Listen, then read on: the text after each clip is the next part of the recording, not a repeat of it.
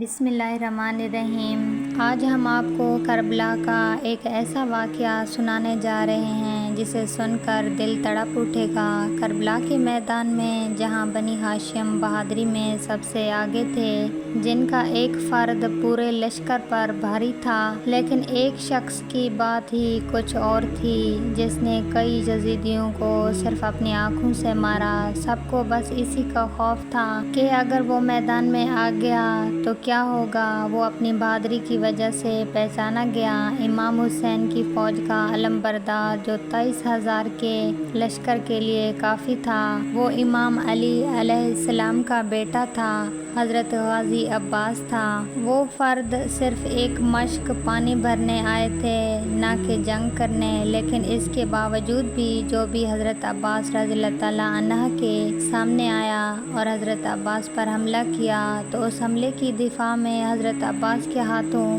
2,415 یزیدی سپاہی مارے گئے۔ حضرت عباس نیر افراد کے کنارے 2,415 یزیدیوں کو پیاس کی حالت میں مارتے رہے۔ آپ کے ہاتھ میں تھی تو حضرت عباس نے مشق کو پانی میں ڈالا۔ آپ کے ارد گرد یزید کے سارے سپاہی آ گئے۔ شمر جو کہ حضرت عباس سے بہت دور کھڑا تھا، خوف کی نگاہوں سے حضرت عباس کی طرف دیکھ رہا تھا۔ یزید کے سارے سپاہی حضرت عباس کے سامنے جانے کی جرأت نہیں کر سکے۔ حضرت عباس شیر کی طرح مشق نکال کر پانی بھرنے لگے۔ شمر اس سوچ میں تھا کہ اب کیا کرنا چاہیے۔ شمر کو بھی وہ ساری باتیں یاد تھی جو عمر بن سعد نے کہی تھی کہ اگر تم اپنا خوف اتنا ڈر رکھتے ہو ان کے کچھ سپاہیوں سے، پھر تم ہاشمی نوجوان کا کیا کرو گے جو امام حسین کے خطرناک بازو ہیں۔ اگر عباس میدان میں آ جائے تو کیا کرو گے؟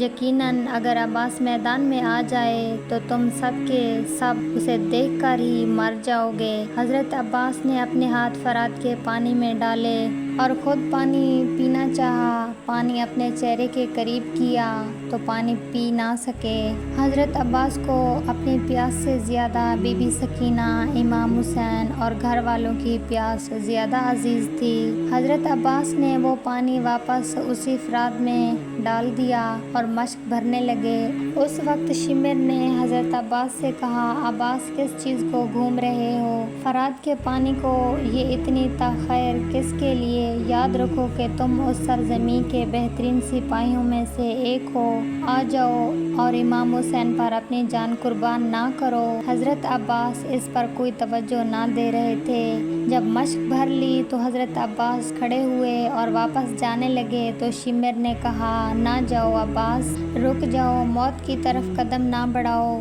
جب شمر نے دیکھا تو حضرت عباس اس لالچ میں نہیں آ رہے تو وہ غصے میں لال ہو گیا۔ یہ سمجھ گیا کہ حضرت عباس پانی لے کر گئے تو وہ سفل ہو گئے اور انہیں سفل نہیں ہونے دینا چاہتا تھا۔ شمر کے کہنے پر حضرت عباس کے سامنے لشکر کے لشکر آ گئے اور حضرت عباس کو روکنے لگے۔ حضرت عباس کے سامنے یہ لشکر کچھ نہیں تھا۔ حضرت عباس کا مقصد ان سے جنگ کرنا نہیں تھا بلکہ خیموں تک پانی پہنچانا تھا۔ حضرت عباس ان سے مقابلہ کرنے لگے۔ جو بھی حضرت عباس کے سامنے آتا وہ ایک سیکنڈ میں ختم ہو جاتا۔ شمر یہ چلاتا رہا، کچھ بھی کرو مگر عباس پانی نہ لے کر جائے، لیکن اس کے باوجود بھی حضرت عباس بہت سے یزیدی سپاہیوں کو قتل کر کے فرات سے بہت دور آ گئے۔ لیکن حضرت عباس کے سامنے اور چاروں طرف بہت سے سپاہی آ گئے اور انہیں گھیر لیا۔ شمر یہ چلاتا رہا کہ جاؤ اس سے مشق چھین لو۔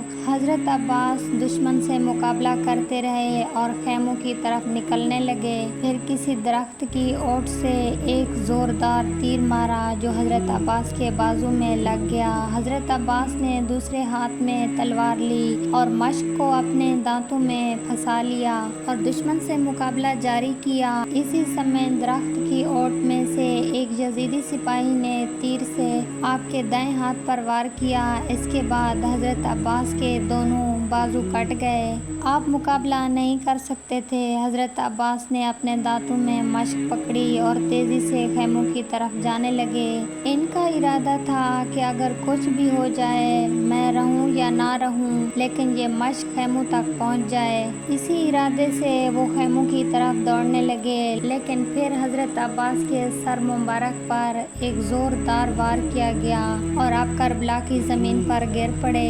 امام حسین حضرت عباس کے پاس آئے اور کہا، میرے پاس تم ہو، مجھے کیا غم، یہ کیا ہو گیا کہ میں تمہیں واپس نہیں پا سکا؟ میں کس طرح جاؤں اہل حرم کے پاس؟ اب میری کمر میں طاقت نہیں رہی۔ کربلا کے میدان میں حضرت عباس رضی اللہ تعالیٰ عنہ کی شہادت کے بعد جب امام حسین خالی مشکیزہ لے کر خیموں کی طرف آنے لگے تو بی بی سکینہ سارے بچوں کو جمع کر کے مشکیزے کو دور سے دیکھنے لگی اور فرمانے لگی، اے بچوں، میں نے کہا تھا نا، میرا چچا عباس نہر سے پانی لے کر آئے گا۔ جیسے جیسے امام حسین قریب آنے لگے، بی بی سکینہ کا تجسس بڑھنے لگا۔ جب امام حسین کا جسم حضرت عباس کے خون سے رنگین دیکھا اور مشق کو خالی دیکھا تو بی بی سکینہ رو کر فرمانے لگی، بابا، چچا عباس کہاں ہے؟ امام حسین نے فرمایا، سکینہ، تمہارا چچا نہر کے کنارے سو رہا ہے۔ بی بی سکینہ نے کہا، بابا، میرے اس گھر نے 3 دن سے پانی نہیں پیا۔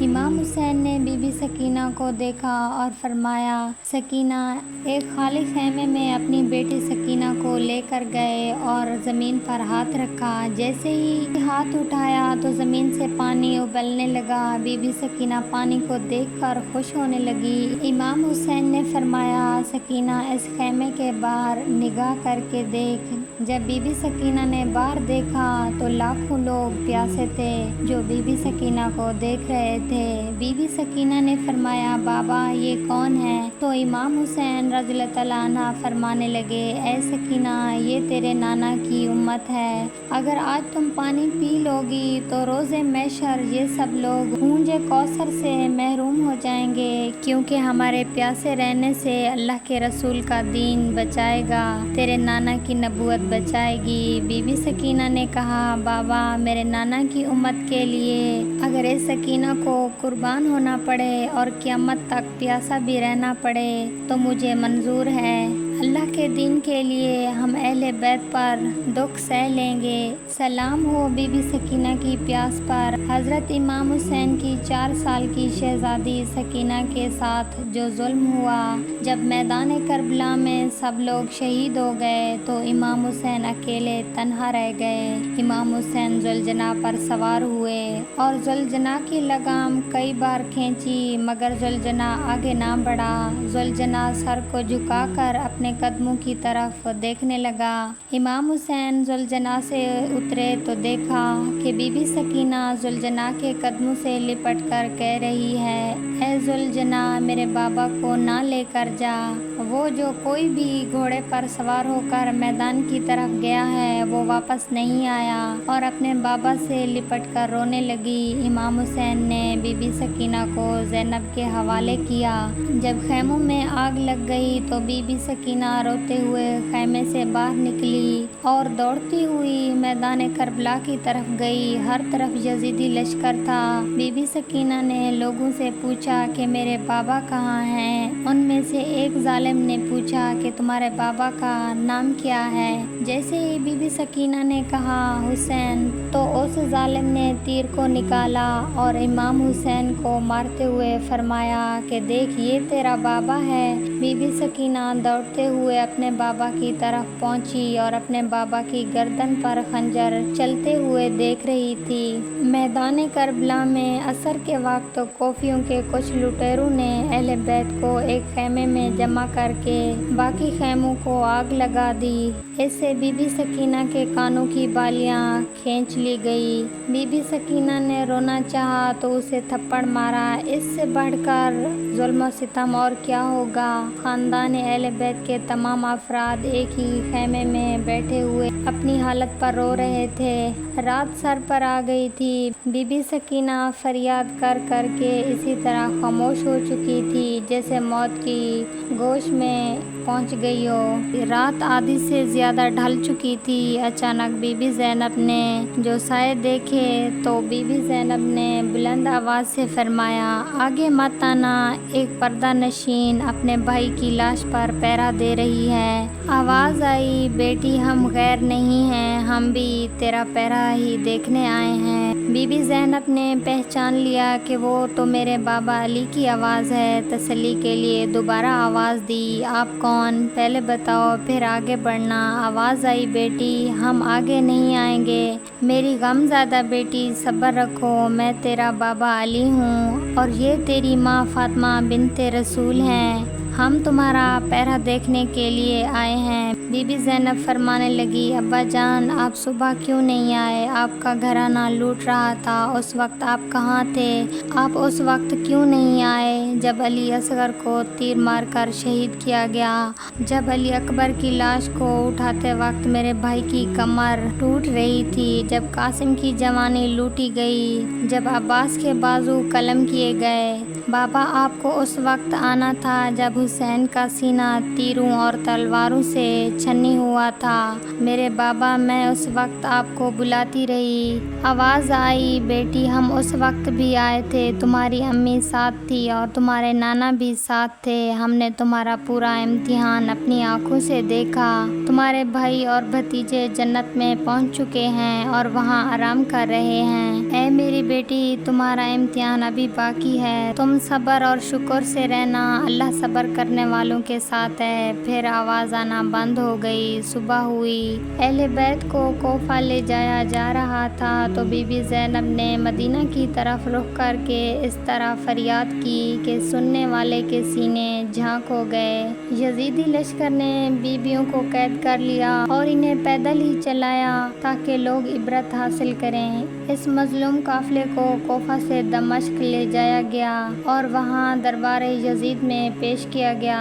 उस वक्त एक औरत यजीद की बीवी हिंद के पास आई और कहने लगी, ए हिंद अभी अभी कुछ कैदी आए हैं, इन्हें देखकर दिल दहल जाता है। हिंद ने बीबी ज़ैनब से पूछा, आप लोग किस इलाके से हैं? बीबी ज़ैनब ने फरमाया, हम मदीना मुनव्वरा के रहने वाले हैं। जब हिंद ने मदीना मुनव्वरा का नाम सुना तो वो अपनी कुर्सी से उठकर खड़ी हुई, पूछने लगी, क्या आप मदीना वालों को जानती हैं? बीबी ज़ैनब ने फरमाया, तुम किन मदीना वालों के बारे में पूछ रही हो? हिंद ने कहा, मैं अपने आका मौला अली और इनके घर वालों के बारे में पूछना चाहती हूँ। तुमने अली के बारे में पूछा है, हमने तुमको अब्बास और बाकी नौजवानों को करबला के तपते हुए रेगिस्तान में बेगुस्ल और बिना कफन छोड़ आए हैं। और तुमने ज़ैनब के बारे में पूछा है, मैं ज़ैनब हूँ और ये मेरी बहन है। बीबी ज़ैनब की ये बातें सुनकर हिंद की चीख निकल गई और कहने लगी, काश अंधी हो जाती, फातिमा की बेटियों को इस हालत में ना देखती। अहले बैत को शाम की जेल में कैद कर दिया गया। सलाम हो हमारे प्यारे नबी सल्लल्लाहु अलैहि वसल्लम पर, सलाम हो रसूल के ख़ानदान पर जिन्होंने इस्लाम की खातिर अपनी कुर्बानियाँ दी।